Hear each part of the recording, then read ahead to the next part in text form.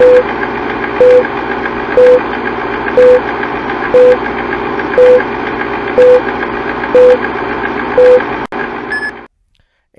welcome to another great episode of Tampa Fishing Outfitters Live Fishing Report. Myself, Captain Travis. Welcome back. Captain Rick. Captain James in the studios tonight, guys. I finally back in here. It's been a couple weeks, man. I'm glad to get back in here and hang out with you guys for an hour and talk a little fishing, man. Absolutely. So, good to have you back. yeah, it's been fun. I've been on the water a lot. Last couple weeks we had a bunch of doubles lined up for a corporate event, so that sort of tied us up. But fishing has had its ups and downs. Weather's had its ups and downs. But all in all, man, we have caught a lot of fish over the last few weeks, and it's been good. So I'm excited to finish up the rest of this month and kind of work into doing some tarpon fishing. I'm about burnout, snook, redfish, trout in it, but it's been good. So that makes it a little bit easier. So. But how you been? How you boys been, man? I see you. How you? Been chugging along, making the show happen. Well, I've been Jason's sidekick. Trying to keep the cameras going. Yeah, y'all. For the most part, y'all kept her going, man. Y'all did a good job. You got it rolling. No, proud of Prieto. No, Princess. No credit to me because my duties on this are to come in. I take the power cord and I plug it in. That fires the monitors up.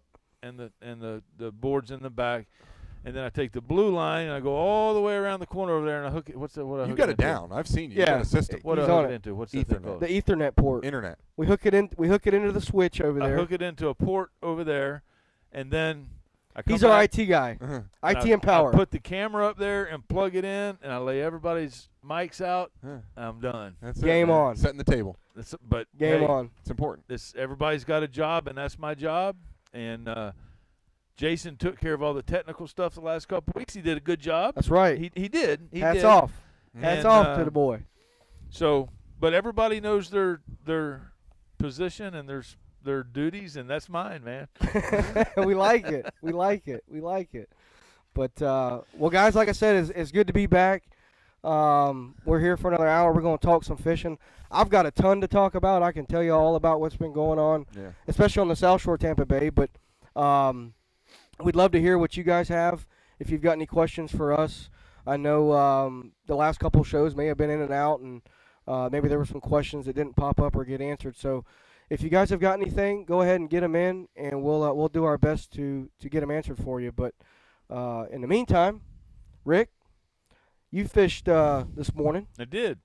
I had a great group on the boat yesterday and today, but really had a lot of fun today.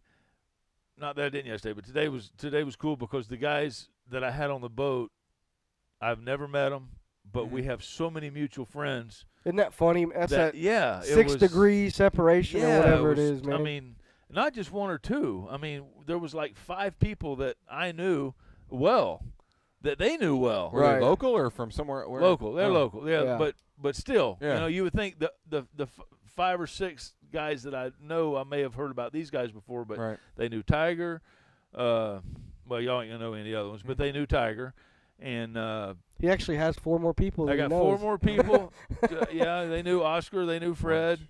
He had to pull his, took his shoes off, and they knew Larry Jaggy. So that was the 5 they knew. But the 3 of the other 5 were guys that I used to work with years ago. But good guys. Slow bite for me today. The last 2 days, man, I just up until Sunday, man, and I know Travis has been pounding the fish. Up until Sunday, I was having really good days catching very nice snook, good trout. Redfish still been in trouble. I did the Johnny Ferlita on Saturday, and we did get a 31-inch red, but had a big snook first cast of the day. I love it. But we still ended up with 70.5 inches, and we never trout fished, but for like 10 minutes. We got a trout and then moved on. Game over. Because they didn't want to trout fish. Yeah. So we could have improved it, but if we could have got that snook, I could have went back and got a better trout. But anyway, good fishing. And then on Sunday I had John Delaney, which I know you fished some of his group events that I do, and great guy. Brought his some clients, and and just good fishing. And then I hit yesterday and today, and it was just tough. Pump the brakes a little bit. Yeah. We caught, I don't know, we may have caught maybe 18, 20 snook today. I wasn't counting, but I know the one guy said he had caught 7, but just tough. I mean, just really hard fishing. And you know, it stinks to sit there and go, man, we had a tough day of fishing and you caught 18 snook, but it's April. Right, to explain that. Whatever, I mean, 26th. Yeah. You know, most of the areas that we fish, I mean, it's nothing to pull into an area and say you even fish it for a half hour. And so catch to catch, that many, in one spot. 8 to 10 Right. snook in a spot or whatever. And, of course, there's those days where you may sit in a spot for another hour or so or wait on a tide and just pick them away and then have that magic hour where you just absolutely crush the fish. Right. And for me, fishing, like I said, I've been running doubles. So we've been fishing a morning trip and an afternoon trip since I think it was April 11th. And that ended yesterday. So I put some time in seeing the different changes over the last few weeks. We've had a couple fronts come through that sort of put fishing down a little bit, and then it came back up. And what I've noticed over the last, I'd say, week and a half, 2 weeks, is the morning bite has been a little tougher than the afternoon bite. Yeah, I'd agree. Several reasons for that: tide, weather, but we're going to talk a little bit about it maybe in this show and kind of go a little bit further in detail, but a lot of that is attributed to the higher water. Mm-hmm. Some of the areas that I've been wanting to get into, you really need some water to get in there and do some fishing. Now, it doesn't mean the fish aren't there. Just getting a bigger boat in there and having enough room to work the fish to where you're not spooking them and they feel comfortable to feed. The higher water afternoon and even the outgoing tides in the afternoon have been, for me, the most productive on everything, both redfish, snook, and trout. Morning bite for me has been a trout bite. Mm-hmm. Been doing some trout fishing on the outsides of the sandbars, fishing in the deeper swash points and creek beds and stuff like that where these fish have been laid up. But then once that water starts coming up in the afternoon, we're doing more flats fishing. These fish are in transition, moving from the deeper edges of the sandbars or troughs up into the deeper potholes or even sometimes up under the bushes. I caught 3 trout over 20 inches, like literally in the mangroves. Yeah. Which we're starting to see that this time of year. You'll get that, but it's not really common. It's not common at all. Where you catch those big trout up under the trees. Mixed in with the snook and redfish. So it tells me that water temperature on the flats is starting to get hot. Yeah. And I know that because I'm marking 81, 82 degree water temperature and 1.5 foot of water surface temp in some of these areas. So I think going forward into summer, we're going to start to see the deeper water fishing start to kick off and these fish starting to lay in these bellies and really, make for a good fishing experience if you can find those areas. Tidal flow is a big one too. Yeah. But all in all, a lot of snook, a lot of trout, a handful of redfish. I hadn't been catching a whole lot of redfish. Yeah. We have been picking them off, but we hadn't found any big giant schools of redfish. A lot of the stuff I've been fishing is little wolf packs, solos down some shorelines and stuff like that, and been making it happen. You mentioned redfish. I ran into Jeffrey Page today out there on the water, and we kind of fished together there for just a few minutes. And I didn't spend much time around Jeff because I was grinding to get a bite, man, and we was just picking. So I was on the move looking. But I while he was there and we were in earshot of one another, I asked him, I said, how are the red fishing down your way, because he primarily fishes Sarasota, Bradenton area. Right. And he said, man, there ain't. He said, he's like, we need to close this season. Mm-hmm. And I agree with him, man. What would it hurt? Mm-hmm. So you don't get to eat redfish for a couple of years. Let's give it a shot. See if we can't. I can tell you that based on the event that I just did over the course of the last 2 weeks, very few redfish were brought into the dock. Yeah. But we did bring our share of trout, and I think it was regulated fairly well, especially in what I feel was right. We caught a lot of trout, brought back a handful for dinner, but there was no place that we fished that I feel like you couldn't go in there today and still catch trout.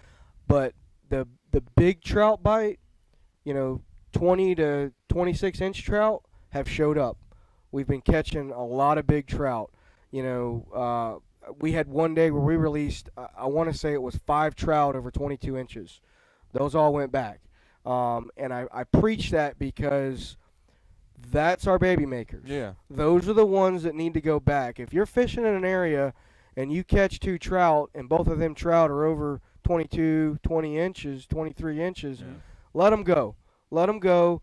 Go find an area where there's a population of schoolie fish, 16 to 18 inches, and if you need to harvest fish, those are the ones to harvest. Let me ask you a question, because we, in the shop here and even on the water, when we practice that or we encourage that, what are some of the things, if you're going to plan to release a trout, what steps do you take differently? Like, how are you ensuring that trout's got the lowest mortality rate possible? You know, I never touch them. Never touch them. I use the dehooker. Yep. They never come more than, their head out of the water. Right. And away they go. I agree. That is 100% the best way to ensure that fish has got the best chance at getting away. It's not always the case sometimes. No, and if it's a big trout that you want a picture with, you have to take separate.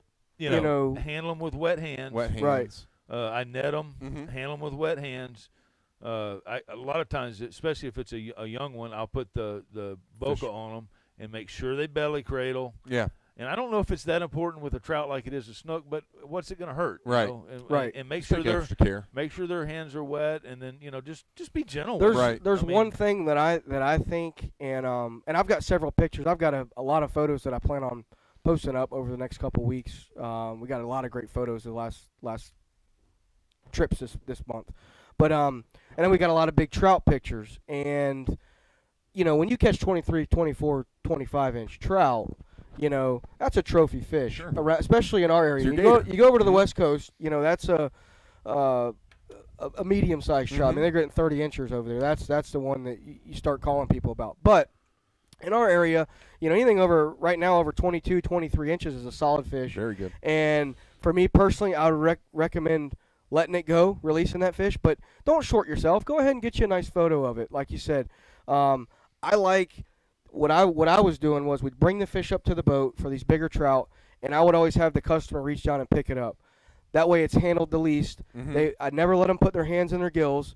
We would lay the fish off on the side of the boat, and I would have them reach down. I'd grab the rod. They would reach down and grab the fish, cradle it open-handed like this, take the photo, and the fish got released. Right. Didn't spend a whole lot of time messing with them and wiggling them and doing all that stuff.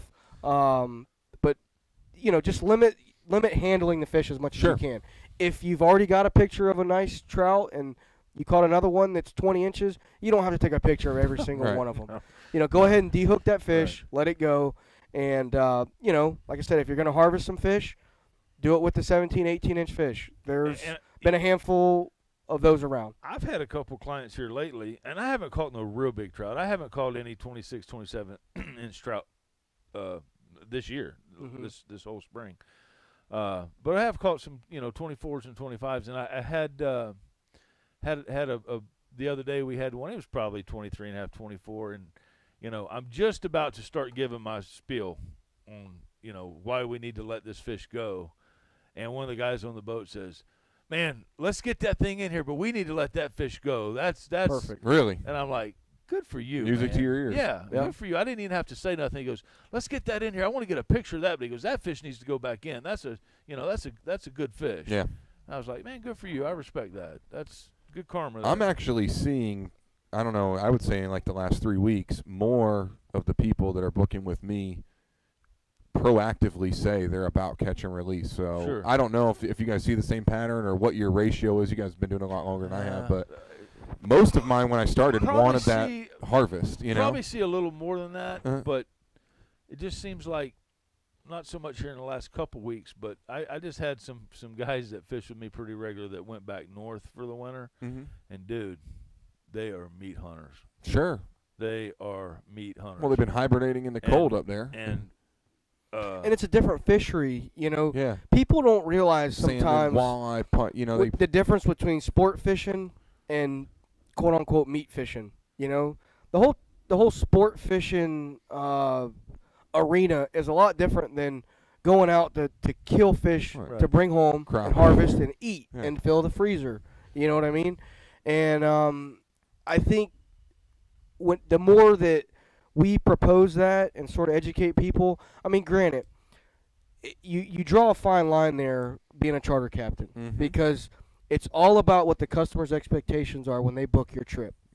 So if they book your trip with the expectation that they're going to go out, they're going to go fishing, and the experience is about catching something and having dinner with it, that whole full circle experience, I don't think we should take that away from them. No. But we have to be intelligent in the way that we do it. Right. You know, you go, well, hey, how many people do you have to feed? If it's 2 people, we don't need 8 trout. 8 fish, right? We need 3 or 4 fish to do that, and you take them to an area where it can handle that. That you don't take them to your best trout hole that there's only 20-inch fish. Sure. You go find a place that's got, some smaller fish that are better to harvest. The other thing I will say about the big trout is, honestly, the bigger they get, the more worms and I've always been the worse the meat actually is in terms of food quality. Table fare. So the smaller fish generally are going to be better to eat than the bigger ones. So just keep that in mind. I usually slide that comment in early.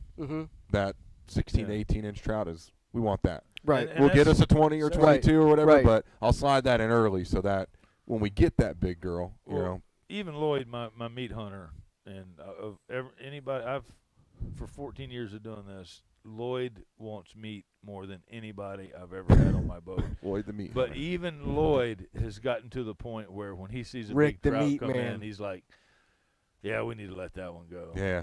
But that's sustaining his meat, his future meat. That's right. But he still wants a limit. Yeah. He wants a limit of fish to go to, and I get it. But because when I first had Lloyd on the boat, man, if we'd have got a 30-incher in there, man, he's like, man, that's going to be some good eating there. And that's what's nice about having clients, too, that you end up becoming friends with and becoming fishing partners with, really, because, and I've got clients like that where every year they come down and they see it because they fish with us all the time. And so they'll know. They're like, hey, man, we caught a bunch of redfish last year and the year before and the year before, and then last year we caught a few less, and then this year – and they're like, hey, man, let's just go do some snook fishing. Let's go do some trout fishing. We caught several redfish in the slot that we released, partially because of the way I approached it. We went and caught some trout first, and I said, look, guys, let's go see if we can catch a few redfish. But you're going to find how difficult it is, and most of them pick it up pretty quick. And you go, look, obviously we've got an issue here, and most of them make the right decision. It's all about educating, really, because we get mad at people or talk about it, but most of them, I think, honestly, really don't know the position, or not necessarily the position, but the where we're at in our fishery, right? Where we're at in our estuary. They're not as up to speed on what's going on. Sure. And from year to year, it's changing, and it's up to guys like us to paint the picture of what's really out there. Look at it from their perspective. If they're from out of town, now let's just say we go to Michigan. Yeah. The 3 of us go to Michigan, and we're going to spend 2 days fishing up there. And the guy's going to give me the spiel about how the walleye are taking a hit.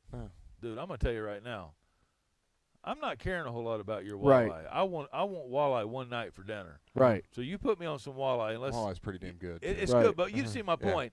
So I get it when somebody comes down here and they're like, man, I hear about these redfish. Or I hear about, the snook. And I hate killing snook. I hate it. But if somebody books me to try to catch a keeper snook, I'm going to give them the honest effort to catch a keeper snook. Now, it's still hard to do. And luckily, I think I'm going to get through this season without killing one. We've had 3 overs, and the last one was close over. But it was too big. Yeah. And when it was coming in, I started my speech already, man. And they're like, no, forget your speech. We're going to eat this bad boy. Yeah. And we got him up there, and it pinched out at 34. So, but I get it. Yep. And they're paying us to do that. Until the FWC says you can't keep one, as much as I hate it, now we'll still only keep one. But you're not doing your customers justice if you don't give it that honest effort. And I know Absolutely. I've never fished much around you, James, but I know Travis, and I can tell you right now, you will never find anybody out there that will grind and fish harder than Travis will for you. And I always thought I worked hard on the water. Dude, gray-haired. Dude, this joker right here will grind it out. He works hard from like the first bait in the water till you empty the live well kind of thing. So, but you know what I'm saying. Absolutely, you know? man. And I appreciate it, Rick. I appreciate it. But in the same breath, you have got to try to, and I know y'all do. And people out there that are recreational anglers, we have to watch out. This is our home. That's right. We have to watch out for our home. So, like you're saying, self-regulated. If you got a spot that's got a pretty good load of 20-inch fish in it, and you got a guy that wants to keep a limit of fish, don't go there. Right. Don't go there. Or right. if you do go there after you got 6 or 7, 17, 18-inch fish in your cooler. And I'm stressing that to the recreational guys out there and guides, but I mean, I think the guides got a pretty good rap on things. Man, you got to watch out because you want your kids catching fish later, and you Absolutely. want your grandkids catching fish later. And if you just go out there and it's a meat haul every time, guess what? You're going to have an issue because we're already going to. I feel we're already having the issues here. Yes, because of pressure. Sure. Man, I can't imagine how many boats are going to be on Tampa Bay in 10, 15 years. Well, I thought about that the other day. I was talking to a customer, and and they were new to the area, thinking about buying a boat, all this and that. We get in the conversation, and I was thinking about it as I was driving home in the truck that day, and I was comparing my experiences. I fished as a kid, but I started fishing on my own boat in 18, 19 years old. Right. And just thinking about the traffic on the water or the and how much lines harder of how the much boat it's ramp, changed. How much it's changed. Yeah. I'm thinking in 13 because I'm thinking about my son who's about to be Exactly. 4.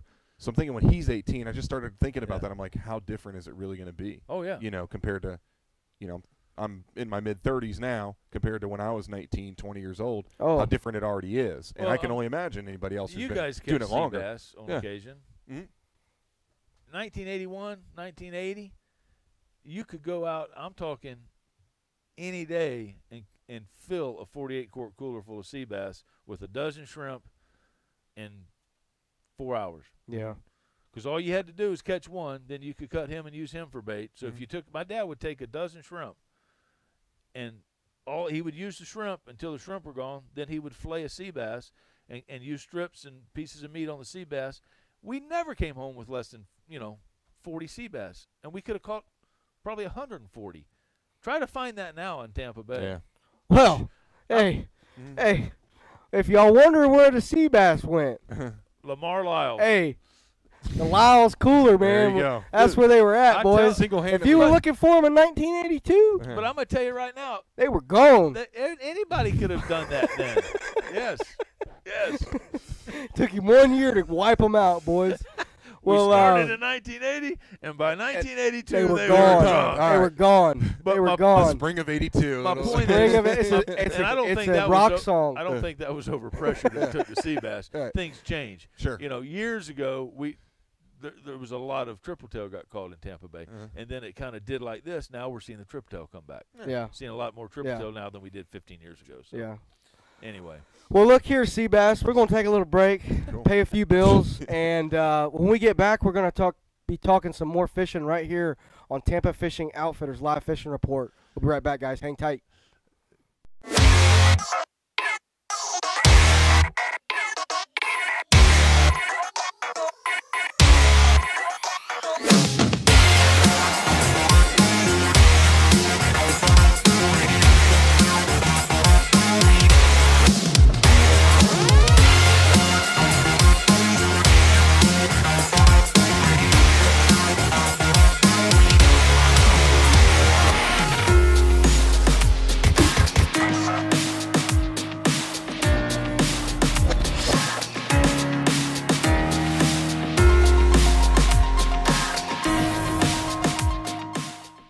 Hey, welcome back. Captain Seabass. Welcome back to the show. 1982. Hey, man, I'm going to tell you what. I got great memories of that. My dad had a boat we called the USS Never Sail. It was an old manatee. Never sell or never sail? Sail. Both. Never, just both. Sail. Well, you couldn't sell it either. Yeah. That's like the old saying is like, what you talking about? And it's like, yeah, I know what that means, but who's Tom Belt? What you talking about? Yeah, the never sell, it would it only turned to the right. Would not turn to the left. Keep going right long enough. As long as you. Well, it's great. You know, if you got off a little bit, you'd have to make a circle. A circle, and yeah. Get your course again. It's like the old Williamson turn. And other than other than ticking off the Coast Guard one time when they tried to call us up to the cutter boat that we had to make this giant loop around that he ended up getting a ticket for. But we were fishing the ship's channel one afternoon, probably 1981, wearing out the sea bass. Just before the sea bass were gone. Right before we just totally annihilated them and put them into extinction. We went to come in, and wonder how you got so tall. Yeah. Hey, look, if you ever sea bass will make you grow, but we lost forward gear when we went to come in. Now think about this. I'm putting myself right there. I'm thinking about it. I got the picture painted. Won't turn left. Think about because there's 500 sea bass on one channel, side, all the way back to Shell Point Marina. Right. With a boat that only goes backwards and will turn one direction. Now think about how difficult that was on a windy day. We did this all the way in. Every time we get off, course going backwards. Oh man, here it goes. It's like my buddy Robert, nicknamed Goober, which is dead now, rest his soul. Such a good nickname. We got back and shoot. He said, "I'm never getting on that boat again. Never getting back on that boat again." I said, "Dude, I may not never get back on that boat again." Jeez. But anyway, that's funny. Anyway, man. I'm done. That is funny. I'm done. That is funny. I just told on my heritage. We're the ones. Well, let's do some trivia, man. I don't know if y'all did trivia last week or the week before. Let's give something away, man. Yeah, we did. We did. I think the answers and the question were interrupted by some by blackout. The blackouts. Yeah. But we got through it. The power grid here at Tampa Fishing Outfitters is a little, Hey, Boquin. Hold on, what's the prize? What do we got? We got. It's pretty cool. James, you picked out a good prize. Mission fishing package. You know, we sell a ton of their jig heads here at the shop. So, dry fit mission fishing shirt. Trucker hat to go with it. So that's the prize. Right on. What size we got? Large. Large. There you go. Most common size. Most common. Yeah. We'll lay it on us, Rick. What do we got, man? This is so easy. If you're there, man, and you want that, just get ready. Get ready. Official Florida hurricane season. Give us the date. Starts and ends both days. Official hurricane season. Yes. Official hurricane season, guys, because we're just looking ahead. You know, here at Tampa Fishing Outfitters Live Fishing Report, it's a long title. Mm-hmm. We're always looking ahead. We're always, trying to bring you the latest and greatest. So we're gonna go ahead and start talking about hurricanes now. Yeah. But anyway, so it's not far off. No, it's not. It's not far off. Well, it might be. It might be. But nope, wrong. You lose. Jeez, Trevor, take it easy. Give it another shot, though. But this kind of stemmed from us talking a little bit about what we wanted to talk about tonight. Mm-hmm. And I think a good topic is... I want to talk about how hurricane affect the sea bass. The sea bass. The hurricane of 1982. Who is it, Roy? Bam, Dave. Who got it first? Dave. Attaboy, Dave. There you go, Dave. I'll take that. Roy was first, no? Oh, Roy. Yeah, Roy Dorman. Roy. Oh. Sorry, Dave. No. 11:15. Oh, I'm sorry. 11:30. Dave. I'll take that, Dave. When we play golf the next time, I'll bring it to you, Hoss. Boquin. You'll like it. Boquin. That's what I said. Yeah. Yes, sir. Good deal. Good work, deal. Dave. On it. That was a speedy question. We knew that was out there. Yeah, that was just all to who is on point. Who's paying attention? Who's with us? Yeah. Are you coming with us or not? Since Dave won, Dave, you want to come in and be our guest here in the next little bit? Yeah. Not tonight. You better hurry. But donated to your kid, Dave. I don't think. Anyway, he says I donate it. He'll donate it to a kid. Yeah. Well, so that's cool. He'll package it up good. and push it down the line. Appreciate you, brother. Good dude right there, man. Fishes out of Sarasota. No doubt. But anyway, so I want to talk a little fishing, guys, and it's something that we've talked for the last couple months. Anybody that follows the show, we've talked a lot about low tide fishing. Mm-hmm. Shallow water fishing, what to look for, this, that, and the other. And we're getting to that point where we're going to start fishing some deeper stuff. The tides are going to be flooding in areas that you hadn't fished in a couple months. You're going to be able to get into. Yeah. Fish are going to be starting to get up in there. And I want to pick y'all's brain a little bit on maybe some tactics, maybe some things you look for, maybe some of the different baits you may use for fishing deeper, higher tides. Not necessarily deeper water, but let's just talk about higher tides. Yep. I'll kind of kick it off and just say that I like fishing under the mangroves. You know, there's several reasons for it. When the water starts to heat up, the shallow flats will get too hot for these fish. They just won't sit there. If they do, a lot of times it's in transition tides and they don't feed. You may see fish out there, but sometimes it can be tough to get fish to feed going into summer or through summer. And so a lot of times we'll fish deep mangrove shorelines.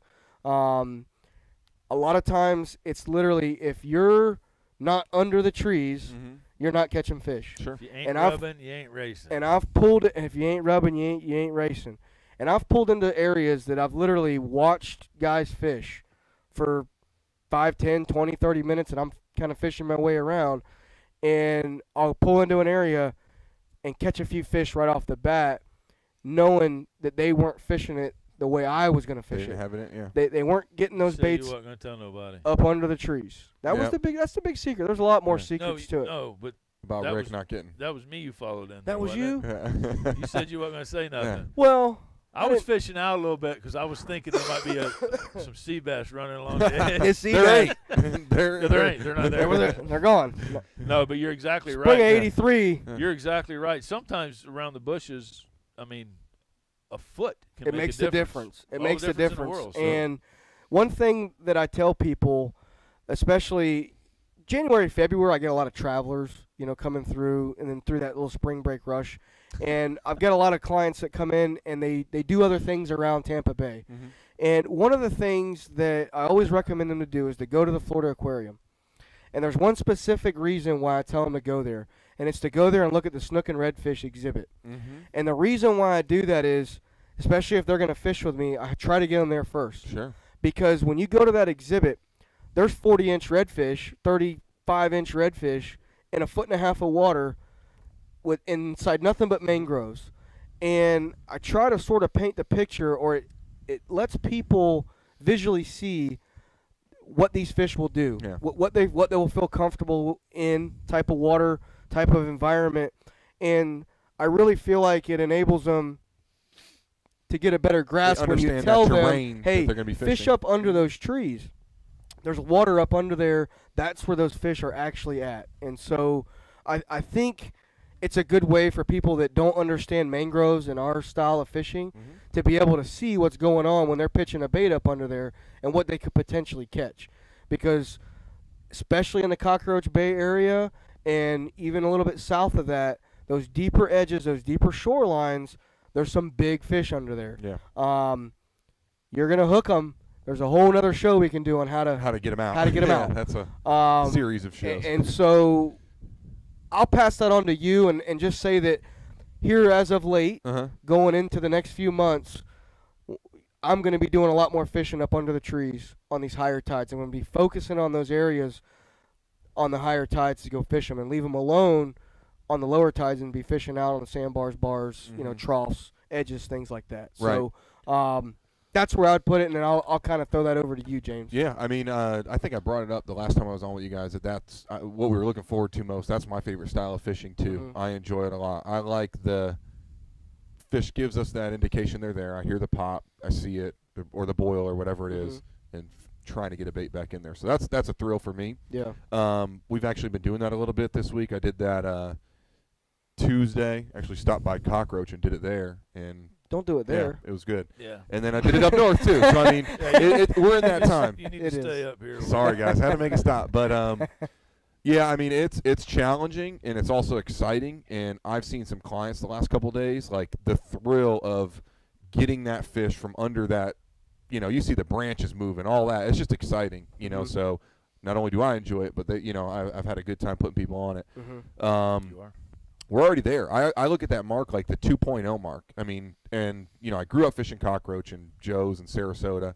You know, in my guide career, I've kind of gone to Upper Bay. You know, it's just more convenient for where I'm at. Sure. But I've noticed that 2.0 mark for me is the indicator that it's going to get good. Yep. You know, 1.8, it's going to be okay, or it's going to be, you know, pretty good. But when I get to that 2.0, I feel like I've got a ton of places I can go. That's lean on. That's where I was saying the diversity. Yeah. So if that's your style of fishing, and it is mine a lot, is you've only got so many of those spots on, say, a 1 foot tide. Mm-hmm. But the second that water pushes in another foot, or you get to that, you start pushing and breaching that 2 foot mark, the style of fishing that you did in a deep place on a low tide, the really shallow places on the high tide, now you can go do it there. Sure. And what happens is these fish just keep pushing. They keep pouring up into those areas. And they now go there's as far as they can go. They'll go as far as they can go. And I always tell clients, too, when you pitch a bait up under there, a lot of times you get a 50-50. They're either going to go or they're going to turn back out. Yep. A little hint, I like tail hooking baits, particularly to fish under trees. What that enables you to do is tighten that line. And a lot of times what I'll tell clients to do, and I've sort of, for me, tried to get better every year guiding by being able to teach people how I fish or how I want them to fish. Yeah. And sometimes it's tough as a guide to teach somebody that quick all the little things that you need to know to be successful. That day that they can perform. And one of the things with tail hooking is if you're going to be a guy that likes to tail hook your baits, don't ever drag the bait backwards. If the bait is tail hooked and it's pulling on your line, open your bail. Let that bait go. You know at that point he's got your line taut. You know exactly where he's at. A lot of times you bring him right up to the surface. That bait is kicking, trying to get away from you. He comes to the surface. When you give them line, a lot of times they'll belly back down or they'll scurry through, and that's when you get bit. When that bait is moving and throwing those vibrations off, a lot of times is when you get bit. Now the trick is knowing when to close it, knowing when to open it, knowing when to close it. And so a lot of times what I tell clients to do is reel down. As soon as they feel their bait tight, open the bail. Let it run, peel off some line, close the bail, let it tighten back up, open the bail, let it, and kind of work it that way. Right. You don't ever want to leave it open, because what's going to happen is if you're fishing under trees with an open bail, you will get smoked. Yeah. Because it'll get to a point where the fish are, and you're never going to be quicker than those fish to make it happen. So that's a little on live bait, tail hooking under the mangroves. That's just a little. I do a lot of the tail hooking, but I feel like myself and the folks on my boat can cast better and have a better chance at that skip with that nostril hook.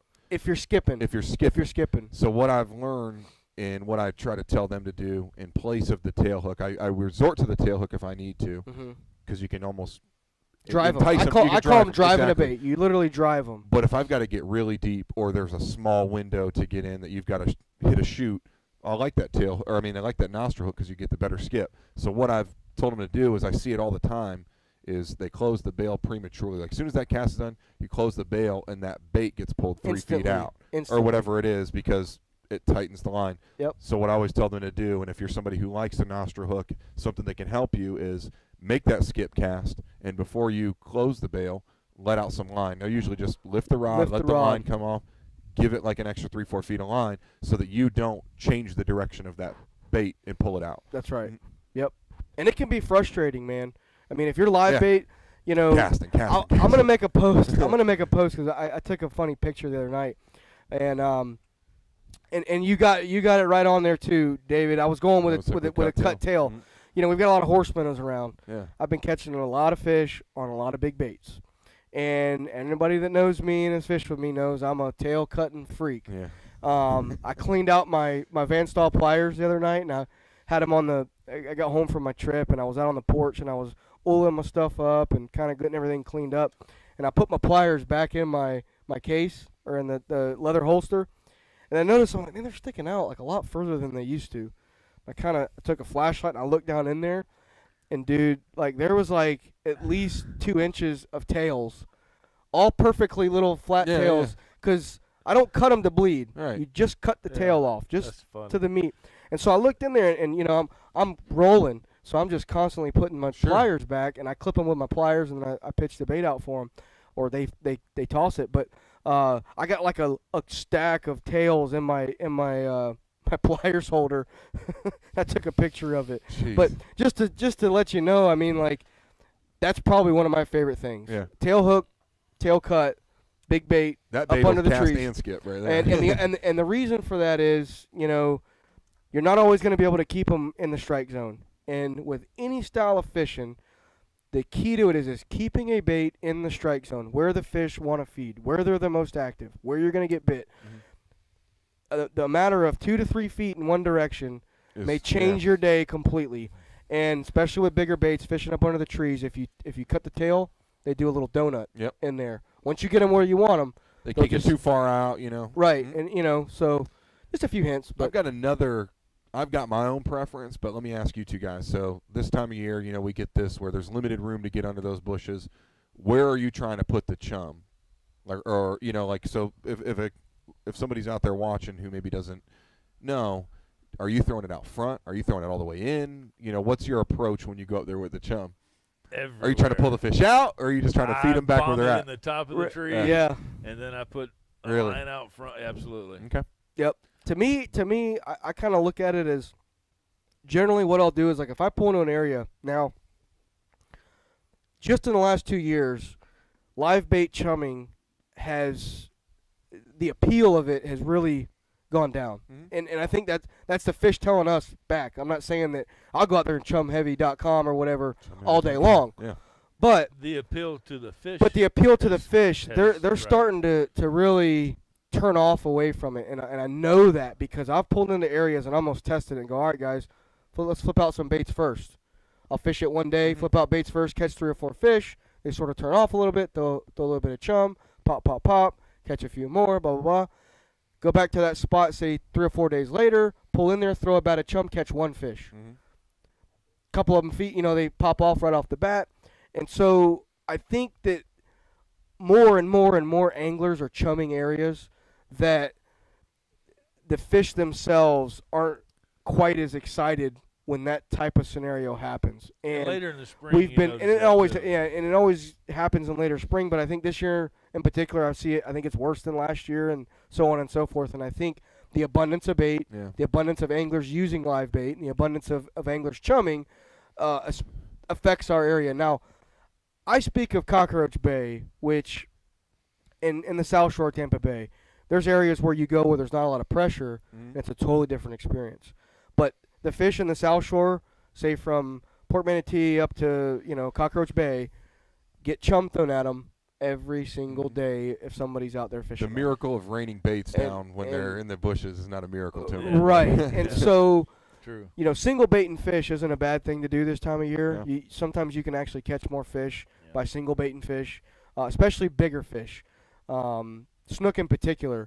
If you go in an area and you make it rain on a school of fish, chances are, and before you put baits out, chances are you're going to catch those smaller fish, and the big guys are going to slide off and wait around until some of those dead ones fall on the bottom, and they're going to trash can them around your boat. Yeah, because that's I've really figured that out in the last few months. I've got a few places I'll go where there tends to be some big snook, and I've learned that let's get 2 baits in, or how many of our guys, let's get those baits in.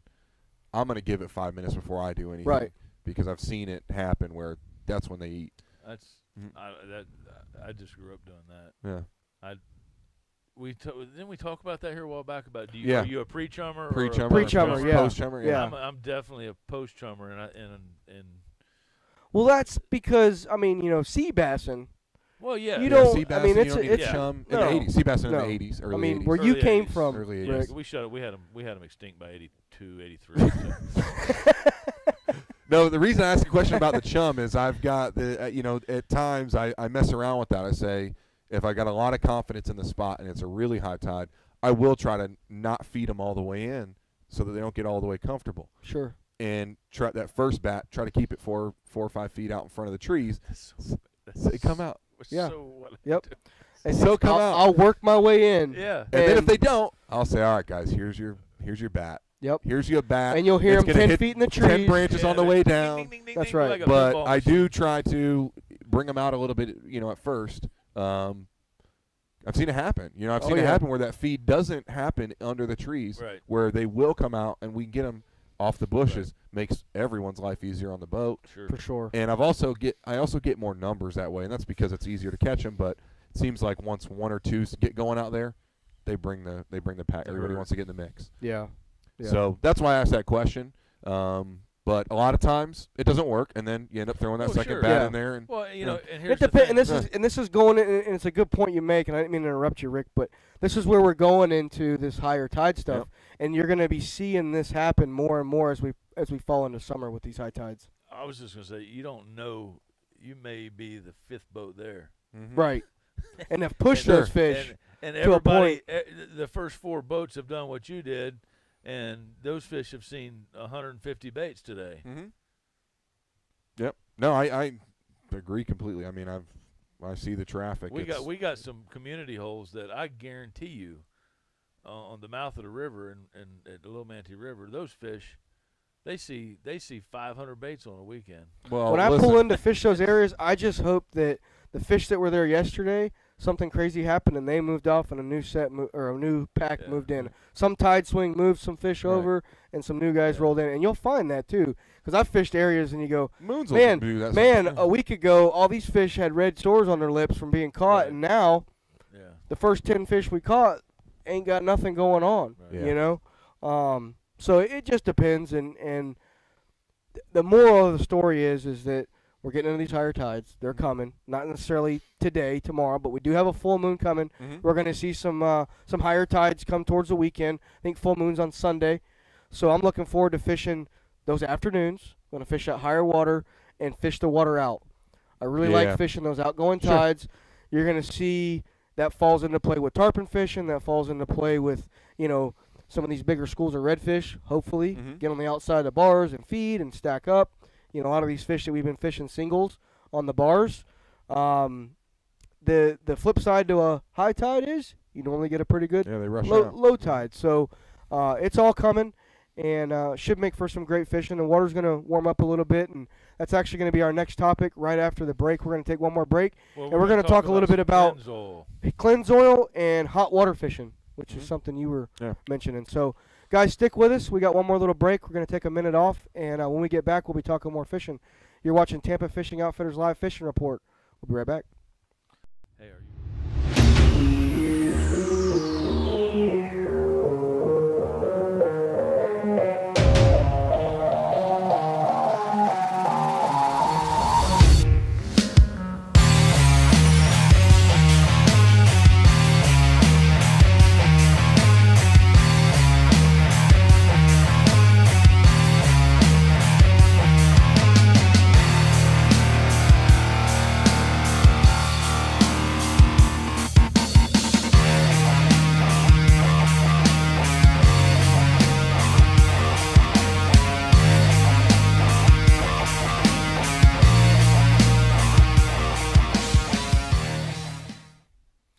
And welcome back, guys. We're going to end up the last segment here, talk a little bit about cleanse oil.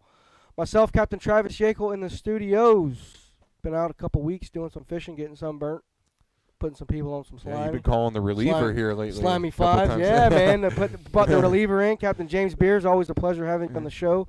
And likewise, Captain Rick Liles. Thank you.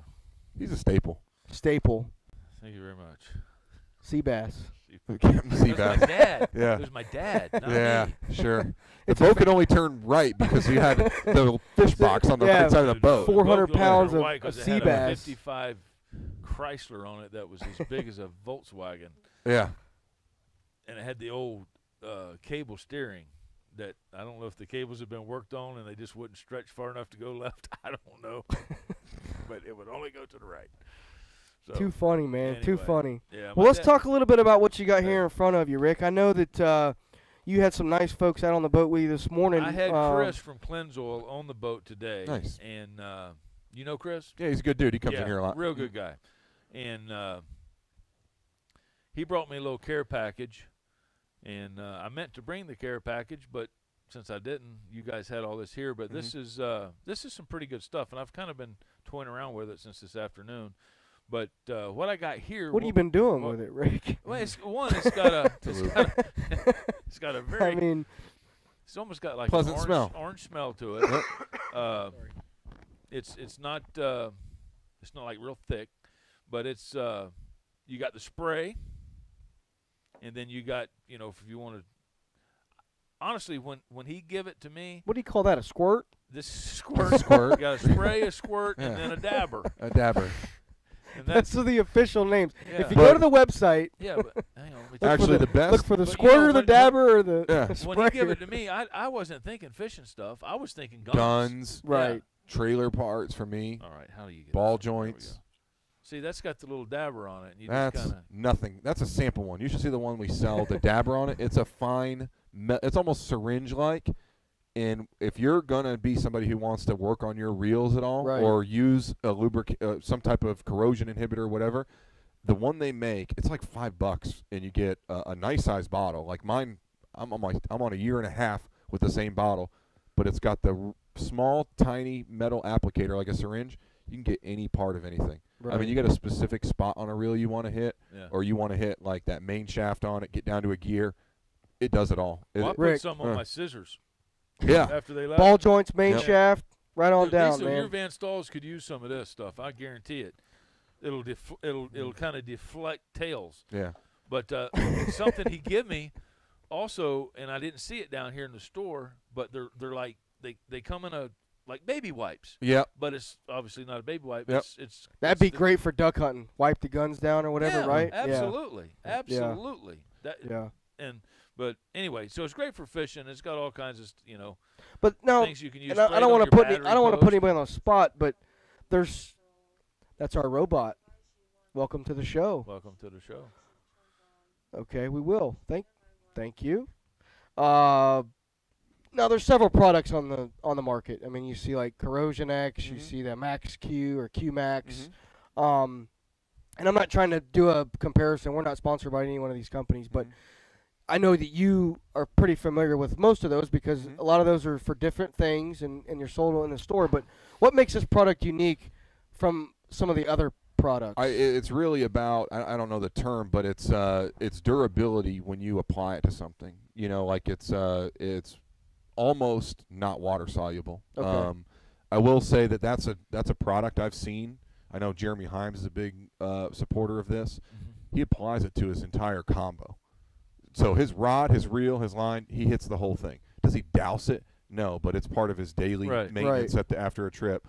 I think that's really it. It's the versatility of that product versus some of the stronger products like QMax makes a salt one that's you don't want anywhere near any fishing line. You know, Right. that Okay. fishing line's Right. toast. So would you say this is okay to get on your fishing line? And if Jeremy, if you're watching, dude, Yeah. chime in, man. Hook us up with a little bit of intel on this. Is this something that that you just how are you doing this? Well, I picked it up from. He was here for a seminar last week. That's why I picked Okay. it up from him. Okay. Is he missed it? So he likes this one because it gives the finer mist, where this one is a pretty and he's straight not worried shot. about getting it on the line. It's a quick boom boom. You know, he's And not a rinse afterwards, just or dry that's it off, it. just pat dry. Yeah, It so you don't have to hurt- worry about it. it. Ain't gonna hurt the line No. because people used to spray WD-40 on their lures. Yeah.